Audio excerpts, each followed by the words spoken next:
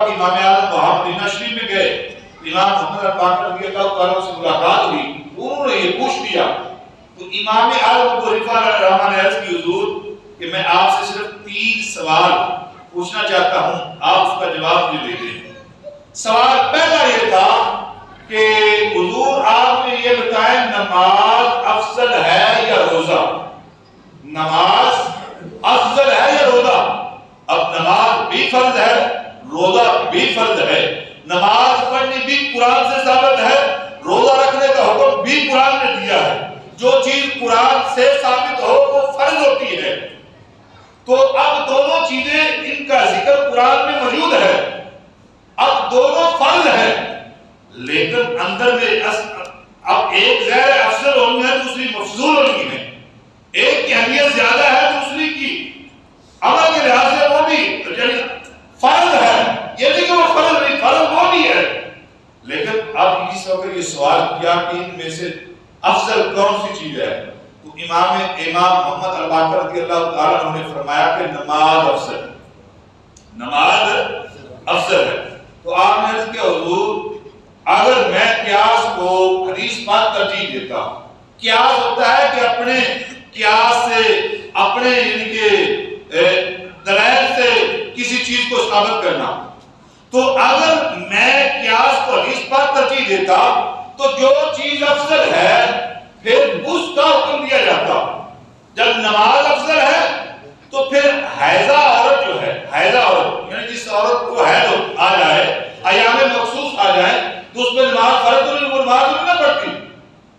اور سرکار بولو دل چاہیے میری ہاں پہ ملاؤ تو عرض کی حضور جب شریعت حضور کی حدیث ہے کہ حیضہ عورت جب ایام مخصوص میں ہو تو نماز کی قضائی نہیں دے گی، نماز اس پہ فرض نہیں ہے، وہ نماز کی قضائی نہیں دے گی۔ ہاں رمضان المبارک میں اگر عورتوں کو کہ ایام مخصوص آ جائے کچھ روزوں میں، اب جو روزے رہ جائیں، حیضہ عورت پہ روزہ بھی فرض نہیں ان دنوں کے اندر رمضان میں، لیکن بعد میں روزوں کی قضائی ہے، نماز کی قضائی نہیں، روزوں کی قضائی ہے، نماز نہیں پڑھے گی۔ جو نمازیں حالت حیض میں چھوٹی ہیں شریعت نے معاف کر دی ہیں، لیکن روزے جو حالت حیض میں چھوٹ گئے ہیں وہ شریعت نے معاف نہیں کیے، ان کی قضائی سال پورا اس کے پاس اور ان کے پاس ٹائم ہے، فرمایا کہ اس کی قضائی کرنی پڑے گی۔ تو حضور میں اگر قیاس کو ترجیح دیتا حضور کے حدیث پر تو میں نے آپ سے سوال پوچھا ہے کہ ان میں سے افضل چیز کون سی ہے، تو جواب آپ یہی ارشاد فرما رہے ہیں کہ نماز افضل ہے۔ تو جب نماز افضل ہے تو حضور کے حدیث میں بھی اسی بات کا ذکر ہے، تو میں نے قیاس سے بھی یہی ثابت کیا ہے کہ حیضہ عورت پر نماز کی قضا نہیں بلکہ روزے کی قضا ہے۔ دوسرا مسئلہ یہ پوچھا حضور مجھے یہ بتائیں کہ پیشاب زیادہ ناپاک ہے یا منی؟ اب یہ مسائل ہیں، قرآن و حدیث کے مسائل ہیں۔ پوچھا پیشاب زیادہ ناپاک ہے یا منی؟ حضرت امام محمد باقر رضی اللہ تعالیٰ نے جواب دیا کہ پیشاب زیادہ ناپاک ہے، پیشاب زیادہ ناپاک ہے۔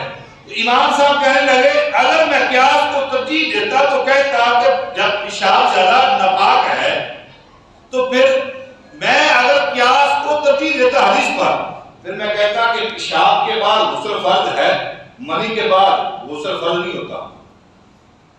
میں پیشاب کرنے کے بعد جب پیشاب زیادہ ناپاک ہے تو ظاہر ہے جو چیز زیادہ ناپاک ہے پلید ہے تو پھر غسل اس کے بعد ہونا چاہیے، اور غسل اس کے بعد ہونا چاہیے نا۔ منی کے بارے میں حدیث پاک کے اندر آیا ہے اور صحیح بخاری کے اندر ہے کہ المنی طاہر، منی پاک ہے اور صحیح بخاری کی ہے، لیکن اس کے اندر میں کہ یہ جو قیاس یہ چاہتا تھا جو چیز زیادہ ناپاک ہے پھر فرض کا جو ہے فرض غسل جو ہے اس پر فرض ہونا چاہیے۔ قیاس تو یہ چاہتا ہے نا پیشاب زیادہ ناپاک ہے تو پھر غسل اس پہ ہونا چاہیے، لیکن چونکہ حضور علیہ السلام کی حدیث پاک ہے کہ پیشاب کے بعد غسل نہیں وضو ہے، منی کے بعد وضو نہیں بلکہ غسل ہے، کیونکہ منی نے کبھی کبھار نکلنا ہے۔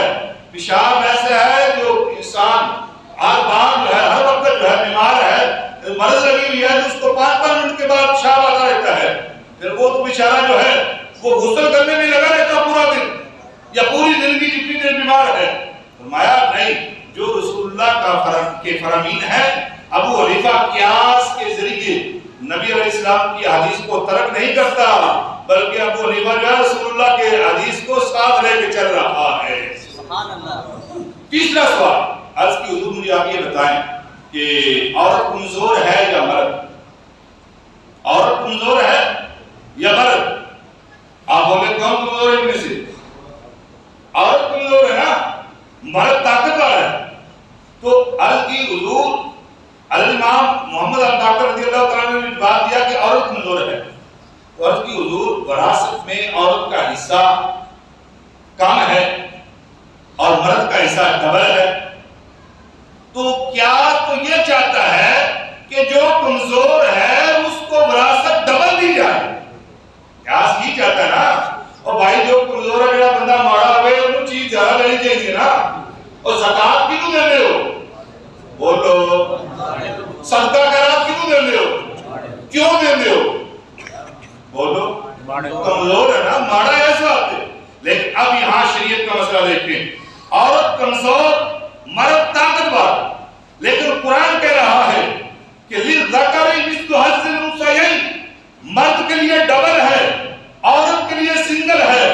حضرت امام اعظم ابو حنیفہ رحمہ کہنے لگے حضور اگر میں قیاس پہ عمل کرتا، قیاس کو ترجیح دیتا رسول اللہ کی حدیث پر، کیا تو یہ چاہتا ہے کہ جو چیز کمزور ہے ڈبل چیز اسے ملنی چاہیے، ڈبل اس کے پاس ہونی چاہیے، کیونکہ وہ پہلے ہی کمزور ہے، اب پہلے کمزور ہے پھر اس کو سنگل دی جا رہی ہے، تو اب وہ اور کمزور ہو جائے گی۔ نہیں، میں قیاس کو میں نے ترجیح نہیں دی، میں نے بھی یہی لکھا ہے جو رب کا قرآن کہہ رہا ہے کہ مرد کے لیے 2 حصے ہیں، عورت کے لیے 1 حصہ ہے۔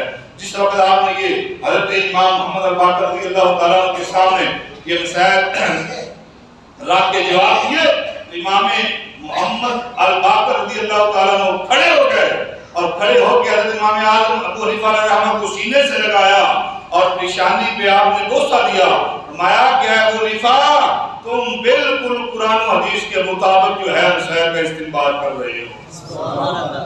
اب قیاس جو ہے یہ امام اعظم ابو حنیفہ